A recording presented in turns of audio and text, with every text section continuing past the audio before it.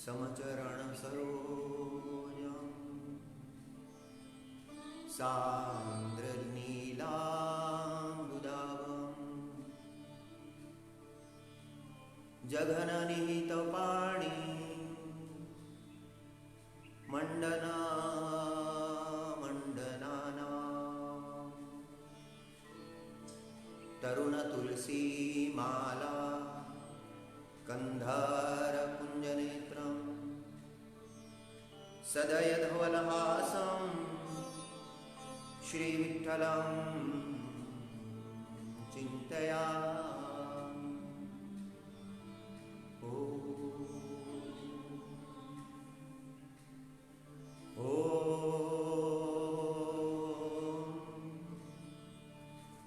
नमः शिवाय। ॐ नमः शिवाय। सत्यतीर्थे क्षमातीर्थे तीर्थम इंद्रिय निग्रह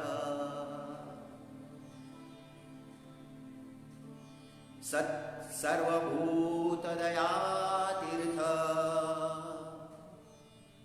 तीर्थानां सत्यवादिता ज्ञानतीर्थ तपतीर्थ कथितं सप्ततीर्थकम् सर्वभूतदया तीर्थे विशुद्धमनसो भवे। सत्यतीर्थ क्षमातीर्थ तीर्थम इंद्रिय निग्रह सर्वभूतदया तीर्थ तीर्थानां सत्यवादिता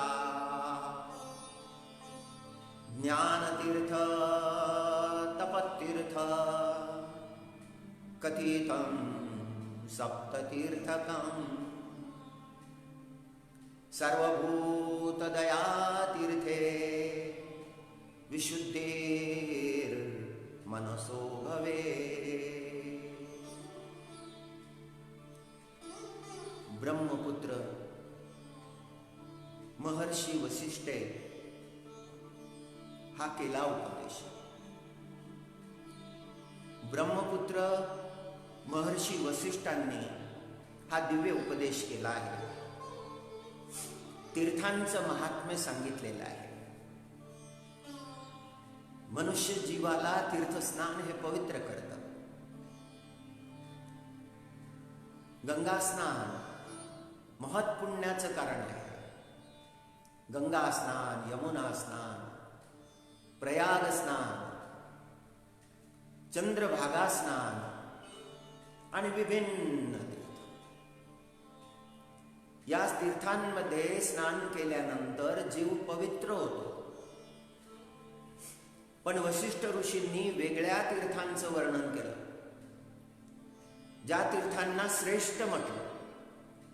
या तीर्थांमध्ये स्नान केल्यानंतर मग केलेलं गंगा स्नान हे जीवाला पवित्र करतं। आणि या 7 तीर्थांना मानस तीर्थ म्हटलेलं आहे।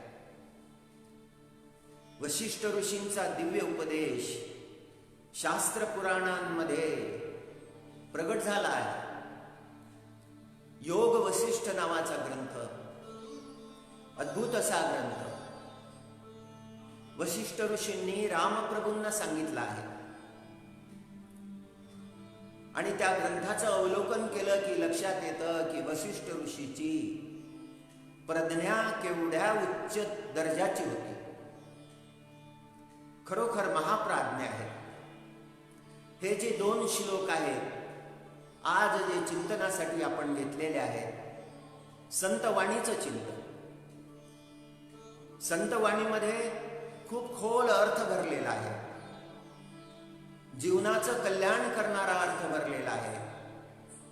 तो समस्त जीवांपर्यंत पोचवावा, हीच संतांची एकमेव इच्छा असते. आज चिंतनासाठी आपण 2 श्लोक निवडले आहेत. हे स्कंद पुराणांतर्गत आले आहेत. सत्यतीर्थ, क्षमातीर्थ,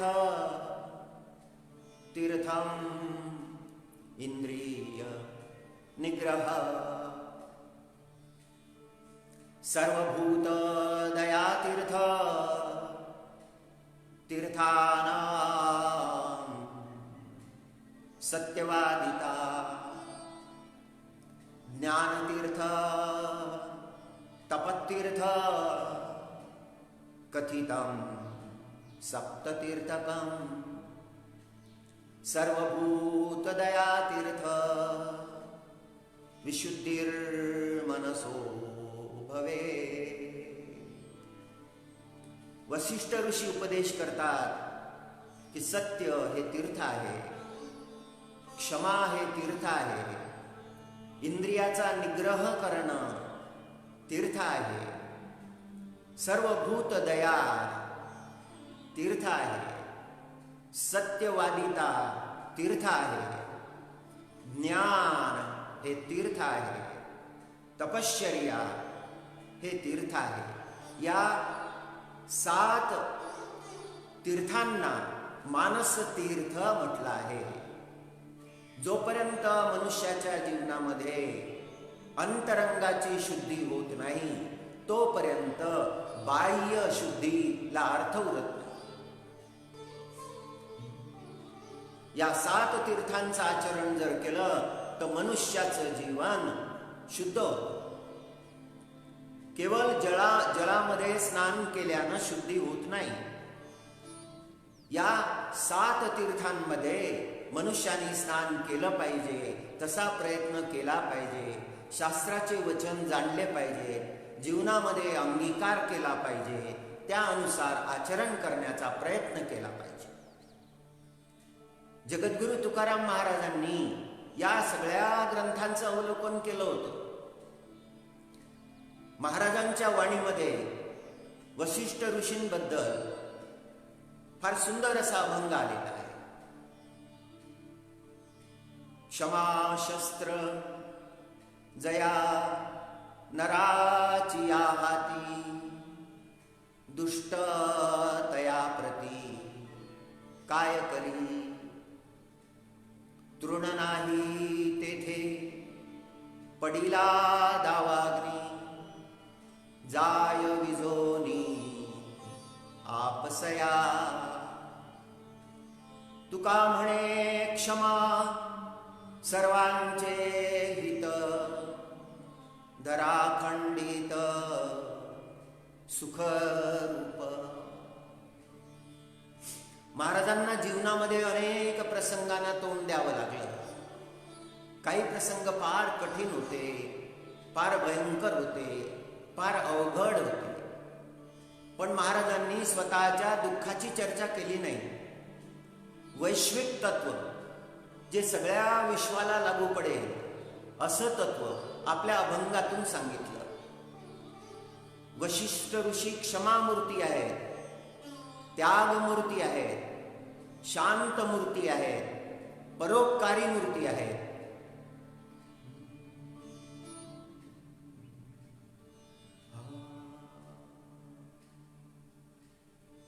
अद्भुत प्रभाव होता वशिष्ठ ऋषींचा. जगापासून फार दूर राहायचे, एकांतामध्ये राहायचे. एकांत त्यांना फार प्रिय होता. एकांतामध्ये साधना करायची. आपलं स्वरूप कधी जगाच्या समोर आणण्याचा प्रयत्न केला नाही. पूज्यता डोळा न देखावी, स्वकीर्ती कानी नायकावी, हा अमुकायसी नोहावी सेची लोका. माऊली ज्ञानेश्वर महाराजांची ही ओवी वशिष्ठ ऋषींसाठी अगदी तंतोतंत उतरते. पूज्यता डोळा न देखावी, स्वकीर्ती कानी न ऐकावी, हा अमुकायसी नोहावी, सेची लोका उदात्त अंतकरणाय एकांतामध्ये निवास करतात, तपश्चर्या करतात, अखंड चिंतनामध्ये घडून गेलेले आहे. दररोज आपण ही स्वाध्याय करावा, ग्रंथाचं अवलोकन करावं. स्वाध्यायामध्ये जे वाचन केलं आहे त्याचं डोळे मिटून चिंतन करावं. आपण वाचन काय केलं? सद्ग्रंथाचं वाचन करावं. काय सांगितल्या गेलेलं आहे ते आपल्या जीवनामध्ये कसं उपयोगी आहे याचं चिंतन करावं. असा दररोज अभ्यास केला तर एक दिवस आपल्या जीवनात असा येईल की आपल्या अंतःकरणामध्ये आनंदाचे निर्झर वाहायला लागतील. सगळ्यात लौकिक दुःखाचा विसर पडेल. जीवन दुःखमय आहे. नाना प्रकारचे दुःख आहे. स्वतःचे आहेत, आपल्या जवळचे लोक आहेत त्यांचे आहेत, समाजाचे आहेत. आपल्याला आपला परिचय झाला पाहिजे. जोपर्यंत आपला प्रवेश आपल्या अंतःकरणामध्ये होत नाही तोपर्यंत आपल्याला आपला परिचय होत नाही. अंतःकरणाचा परिचय, आपल्या अंतरंगाचा परिचय हाच खरा परिचय आहे. सत्यतीर्थे धर्मराज युधिष्ठिर महाराज, सत्यतीर्थे धर्मराज, क्षमातीर्थे विदुर महाराज, इंद्रिय निग्रहे नारद योगीराज, त्रैलोक्य जिंकिले. सत्यतीर्थे धर्मराज. कुरुक्षेत्राच्या युद्धभूमीवर धर्मराजांचा रथ हा 4 बोट भूमीच्या वर धावत होता. भूमी स्पर्श करत नव्हता, कारण सत्याचं बळ होतं. बालपणापासून सत्य अंगीकारलं होतं.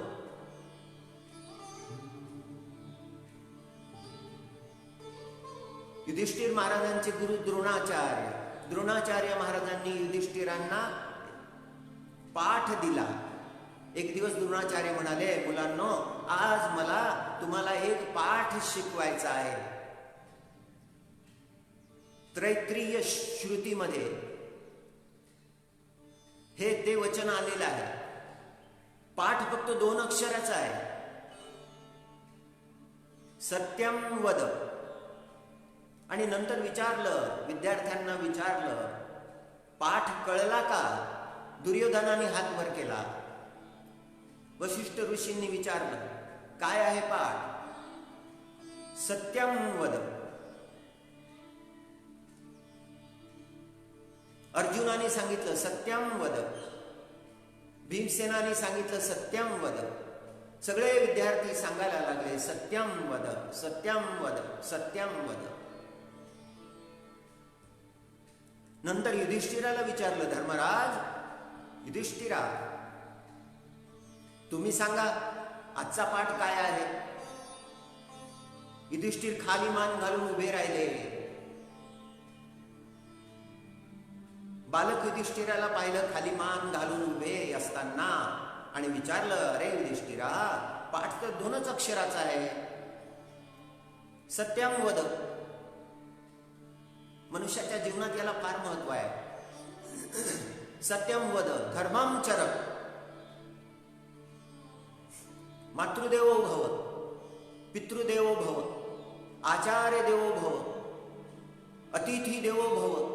हे सगळे तैत्तिरीय श्रुतीमध्ये दिलेले पाठ आहेत. दीक्षांत उपदेश जो असतो विद्यार्थ्याला, दीक्षा पूर्ण झाल्यानंतर जो उपदेश असतो त्यामध्ये हे आलेला आहे. युधिष्ठिरा, अरे 2 शब्दाचा पाठ आहे, सत्यम वद. एवढा शिकला नाहीस का? खाली मान घालून उभे राहिले. गुरुजींना क्षमा मागितली, मला क्षमा करा, मी पाठ शिकलो नाही, मला अवधी द्या. एका सप्ताहाचा अवधी द्या. 1 सप्ताहाचा अवधी दिला. 1 सप्ताहानंतर विचारलं, युधिष्ठिरा शिकला का पाठ? युधिष्ठिर पुन्हा खाली मानून घालून उभे राहिले. मला गुरुजी अवधी द्या. पुन्हा 1 मासाचा अवधी दिला. 1 मासानंतर पुन्हा विचारलं, युधिष्ठिरा शिकलास का पाठ? युधिष्ठिर मान खाली घालून उभे, क्षमा करा गुरुदेव, पाठ शिकलो नाही. 1 वर्षाचा अवधी द्या. 1 वर्षाचा अवधी दिला. 1 वर्षानंतर विचारलं, युधिष्ठिरा पाठ शिकलास का? युधिष्ठिर महाराजच्या डोळ्यातून अश्रू आले. गुरुजींनी पाहिलं, अरे 2 अक्षराचा पाठ, 2 शब्दांचा पाठ, सत्यम वद, एवढा तू शिकला नाही. 1 वर्ष निघून गेलेला आहे. हात पुढे कर. हातावर छडी मारायला लागले. छडी मारली. गडगडा डोळे भरून अश्रू भरून आले. डोळे वाहायला लागले. आणि युधिष्ठिराने उत्तर दिलं, गुरुजी आत्ता शिकलो पाठ. काय आहे पाठ? सत्यम वद. गुरुजींनी विचारलं, अरे 2 शब्दाचा पाठ शिकायला वर्ष घेतलं? युधिष्ठिर महाराज म्हणाले, गुरुजी जोपर्यंत शब्द अंगीकारले जात नाही तोपर्यंत पाठ पूर्ण होत नाही. सत्यम वदचा मी अभ्यास करत होतो. तो अभ्यास करण्यासाठी मला वर्ष लागलं.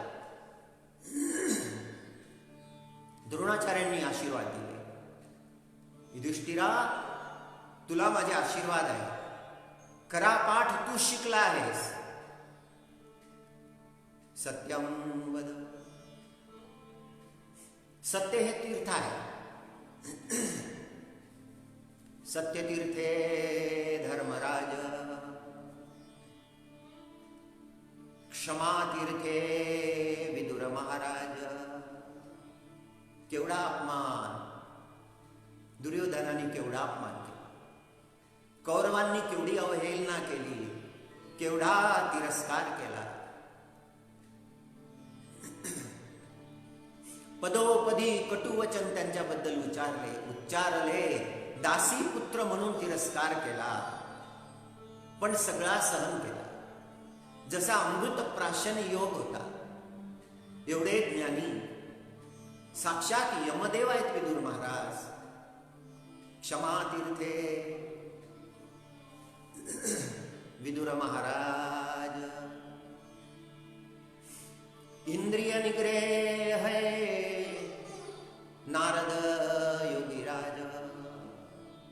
इंद्रिय निग्रह, आपले इंद्रिय जिंकणं, स्वतःच स्वामी होणं. नारद भगवाननी तपश्चर्या केली, इंद्रिय जिंकले, योगीराज झाले. इंद्रिय निग्रहे नारद योगीराज. त्रैलोक्य जिंकिले. सर्वभूत दयातीर्थे राजा शिवी. सत्यवादिता तीर्थे हरिश्चंद्र धर्मनिधी. व्यासो नारायण परमावधी. केले जगत पावन. व्यासो नारायणाचा उल्लेख केला. शिवी राजाचा प्रसंग आपल्याला माहित आहे. केवढं धर्माचं बळ होतं. प्रमाण हे श्रेष्ठ पाहिजे मनुष्य जीवनामध्ये. उच्च पाहिजे प्रमाण. ज्याचं चरित्र उंच आहे, ज्यांचं आचरण श्रेष्ठ आहे, अशांचंच प्रमाण आपल्या समोर पाहिजे. हेच आपले भूषण आहे. हरिश्चंद्र राजा, सत्यवादिता तीर्थे हरिश्चंद्र धर्मनिधी. सत्यवादिता तीर्थे, सत्य सोडलं नाही. स्वतःचं राज्य स्वप्नामध्ये अर्पण केलेलं राज्य प्रत्यक्षात विश्वामित्र ऋषींना दिलं. आणि ज्ञानाचे सागर व्यासोनारायण भगवान. व्यासोनारायण परमावधी. 4 वेद जगाला दिले श्रेष्ठ ज्ञान, दिव्य ज्ञान, पण त्यांनी दिलेलं ज्ञान जगाला आकलन झालं नाही म्हणून उपनिषद दिले. त्या वेद ज्ञानाचं सोपं केलं वेद ज्ञान, पण तेही कळले नाही. बुद्धीची अवस्था एवढी क्षीण झाली होती, एवढी मंद झाली होती, प्रज्ञा मंद झाली होती. प्रज्ञा मंद झाली की धर्म अधर्म कळत नाही, कर्म अकर्म कळत नाही, काय करावं काय करू नये हे कळत नाही.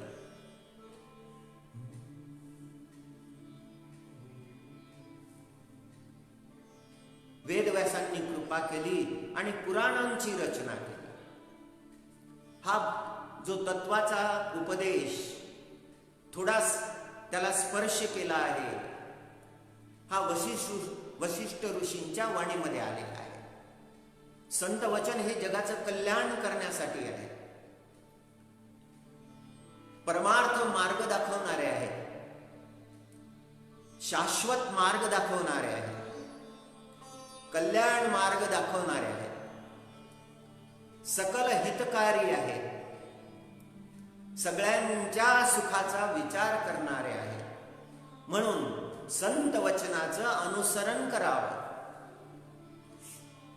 माऊली ज्ञानेश्वर महाराजांनी सुद्धा म्हटलं, मार्गाधारे वर्तावे,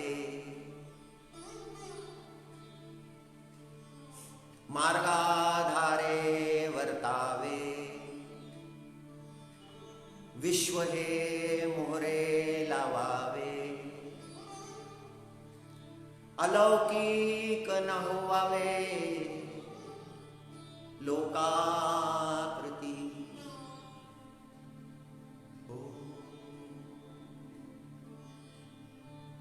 या सगळ्या शास्त्रांचं अवलोकन वेद, उपनिषद, अष्टादश पुराण, श्रुती, स्मृती या सगळ्यांचं अवलोकन जगद्गुरु तुकाराम महाराजांच्या वाणीमध्ये आलं आहे.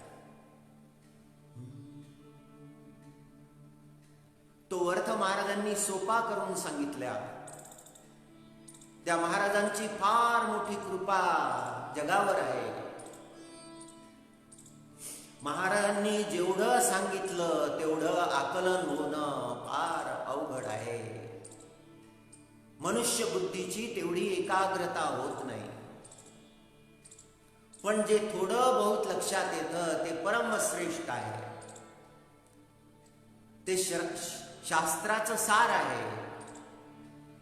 वेद अनंत बोलिला, अर्थ इतुकाची शोधिला, विठोबासी शरण जावे, निजनिष्ठा नाम गावे. विठोबासी शरण जावे, निजनिष्ठा नाम गावे. सकळ शास्त्रांचा विचार, अंती तुलाची निर्धार. सकळ शास्त्रांचा विचार, अंती तुलाची निर्धार. विठोबासी शरण जावे, निजनिष्ठा नाम गावे. 18 पुराणी सिद्धांत, तुका म्हणे हाची हेत. 18 पुराणी सिद्धांत, तुका म्हणे हाची हेत. विठोबासी शरण जावे, निजनिष्ठा नाम गावे. हेच निवडले सार, हाची निवडला विचार. त्या परमात्माला शरण जावं. अनंत कोटी ब्रह्मांड आहे, रुक्मिणी वल्लभ देवादिदेव पांडुरंगाला शरण जावं, त्याचं चिंतन करावं, त्याचे स्वरूप पाहावे आणि मोठ्या निष्ठेनं मोठ्या प्रेमानं त्या विठ्ठलाचं गुणगान करावं. पांडुरंगाचं गुणगान केलं तर वाणी धन्य होते.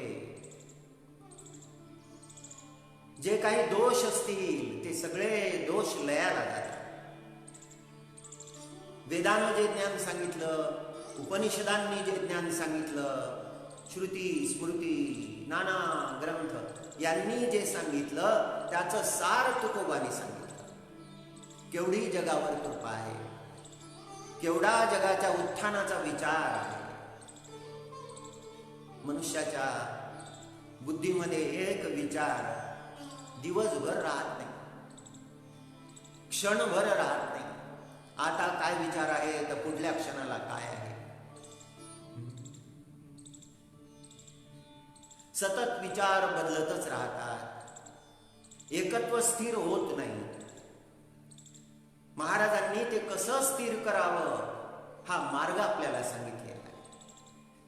विठोबाशी शरण जावे, निजनिष्ठा नाम गावे. या शास्त्रांचा अभ्यास विदेशातील विद्वानांनी केला. भरतखंडामध्ये एका विद्वानानं उपनिषदांचा अनुवाद फारसी भाषेत केला. तो फारसी भाषेत केलेला अनुवाद हस्तलिखित तो फ्रान्स देशामध्ये गेला आणि फ्रान्स देशामध्ये तो एका विद्वानानं फ्रेंच भाषेमध्ये अनुवाद केला आणि तोच अनुवाद फ्रेंच भाषेमधून दुसऱ्या विद्वानानं जर्मन भाषेमध्ये केला आणि जर्मन भाषेमध्ये तो अनुवाद एका तत्वज्ञाच्या हाती आला.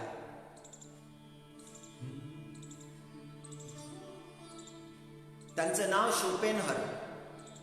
त्यांनी तो वाचला, अनुवाद वाचला, प्रत्यक्ष ग्रंथ नाही वाचला.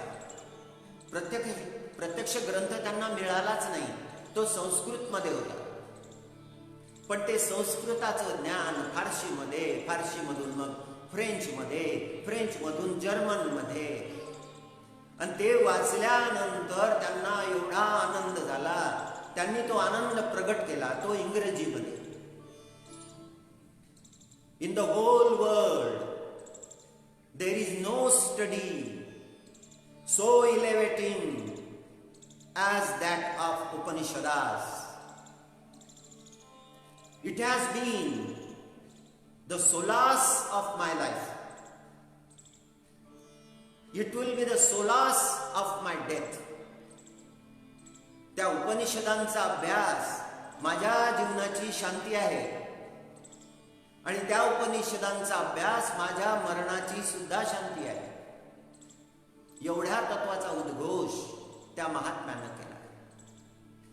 आणि हे दिव्य ज्ञान या भूमीमध्ये असताना आपण का अभ्यासू नये, याचा अभ्यास का करू नये. हे सद्ग्रंथ श्रवण केले पाहिजे, अवलोकन केले पाहिजे, म्हणजे संत वचनाचं पालन आपल्या जीवनामध्ये झालं. वेद अनंत बोलिला, अर्थ इतुलाची शोधिला.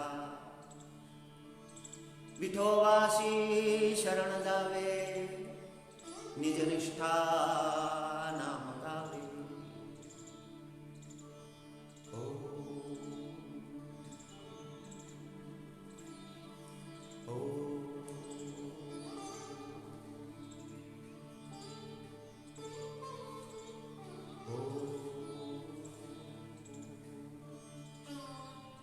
असतो मा सद्गमय, तमसो मा ज्योतिर्गमय, मृत्योर्मा अमृतं गमय.